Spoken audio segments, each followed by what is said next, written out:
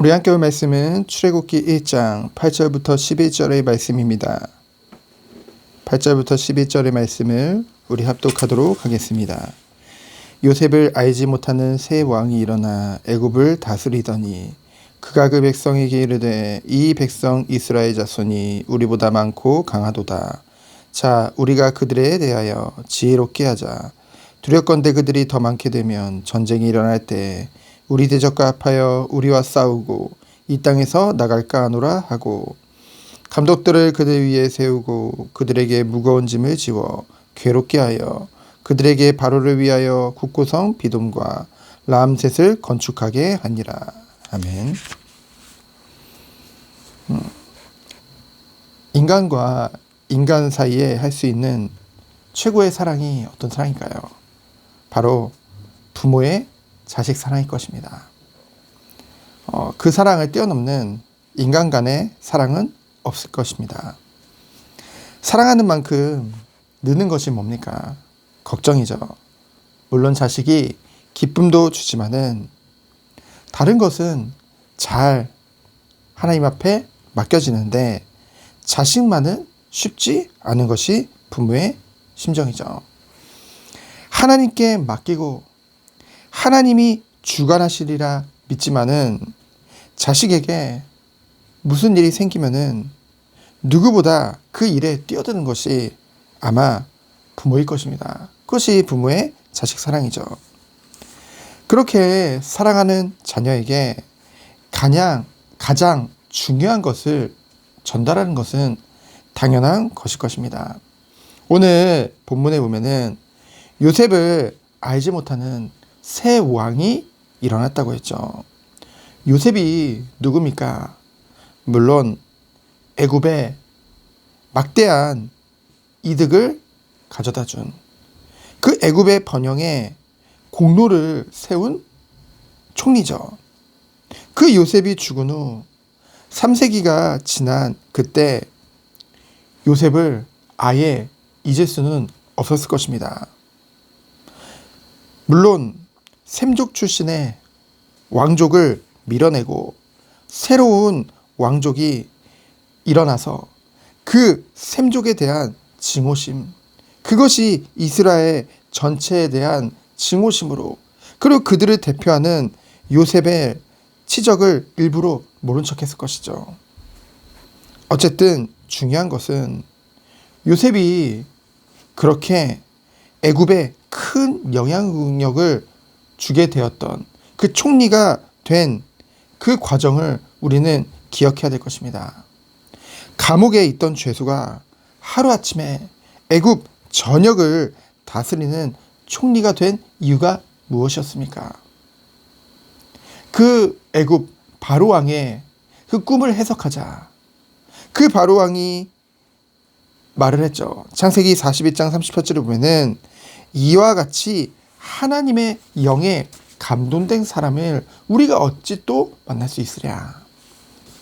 불신자인 바로가 볼 때에도 요셉은 하나님의 영에 감동됐다고 말할 수밖에 없는 그런 하나님의 영으로 충만했던 사람이었죠. 8절의 말씀에 그래서 요셉을 알지 못하는 왕이 일어났다는 것은 이런 여러 가지 의미를 담고 있는 것입니다. 이스라엘 백성이 심히 번성했고 엄청나게 강대한 민족이 된 것 같지만은 요셉과 같이 영적으로 영향을 줄 수 있는 그 사람이 없었다는 것이죠. 물론 이는 하나님의 언약에 너희가 400년간 계기될 것이고, 그리고 그곳에서 나오게 되리라는 그 언약을 이루시는 그러한 섭리하심이 있었을 것입니다. 왜냐하면은 그곳에 안주했다고 한다면은, 그곳에 생활이 너무나 편했다고 한다면은 그곳에 계속 살게 되어졌을 거니까요. 하지만 우리는 이 말씀을 통해 다시 한번 붙잡아야 될 것이 무엇이겠습니까? 우리 후대들을 봤을 때, 다음 세대들을 봤을 때 육신적인 번영보다 무엇이 더 중요한지를, 사랑하는 자녀에게 무엇을 전달해야 될지를 다시 한번 마음에 담는 시간 되어지기를 예수 그리스도로 축원드립니다. 영적인 부분이 희미해지고 육신적으로만 번성할수록 우리는 이후의 본문을 통해서 세상적으로, 그 세상의 제도로, 그 제도적으로, 어찌 보면 합법적으로 하나님의 백성을 점점 세상에 노예화시키는 것을 우리가 보게 되어집니다. 여러분, 하나님의 택한 자녀는 그리스도 안에서 참 자유함을 얻은 자들이죠. 왜 그렇습니까? 그 어떤 것도 그리스도 안에 있는 그 사랑에서 끊을 자가 없죠. 그 그리스도의 은혜 안에서 완전한 구원을 주셨고, 영원한 천국 소망과 예수님이 이 땅에 오시는 그날, 다시 오시는 그날 부활의 몸을 입고 영화의 축복을 누리는 그 은혜 안에 우리를 부르셨다는 것이죠. 그런데 이 영적인 사실이 희미해진 다음 세대가 아니라 다른 세대가 된 이스라엘은 갈수록 육신적으로는 번영했을지는 모르지만은 점점 영적으로는 무지해져서 세상의 노예화 되어졌다는 것이죠. 중요한 것은 본인들이 노예가 된지도 모른다는 것입니다. 왜 그랬을까요? 사실 그들은 노예가 아니었거든요. 그곳에 합법적으로 거주하게 된 그런 하나의 백성이었습니다. 그렇기 때문에 그들은 거기서 사는 300년이 지나도록 그렇게 살아왔기 때문에 아마 본인들이 당연히 애굽에 살고 있지만은 같은 애굽의 그런 국적을 가진 정당한 그런 국민이라고 생각했겠죠. 하지만 그 안에서 정말로 하나님의 그 정체성, 그 하나님의 백성으로서의 정체성과 하나님의 언약을 갈수록 잃어버리고 희미해진 그들은 노예화될 수밖에 없었던 것입니다. 우리는 하나님의 완전한 구원을 받았죠. 은혜로 구원을 받았습니다. 천국 소망을 가지고 있죠. 그리고 또한 영화의 소망 또한 우리에게 있습니다. 하지만 우리는 이 세상을 떠나서는 살 수가 없죠. 하나님께서는 이 세상이라는 현장 가운데 우리를 두시고요. 우리와 수많은 사람들과 관계를 맺으며 살아가게 하셨습니다. 그 이유는 무엇일까요? 바로 이 더 큰 소망을 증거하라고. 이것은 세상의 것은 다 필요 없고 영원한 것만 중요하다. 그런 염세주의를 말하는 것이 아닙니다. 세상에서 살고 있지만은 영원한 것을 바라보며 오늘을 살아가는 것이죠. 그렇기 때문에 우리들은 오늘 눈앞에 보이는 모든 것들에 모든 의미를 주는 것이 아닙니다. 그것은 과정일 뿐이죠.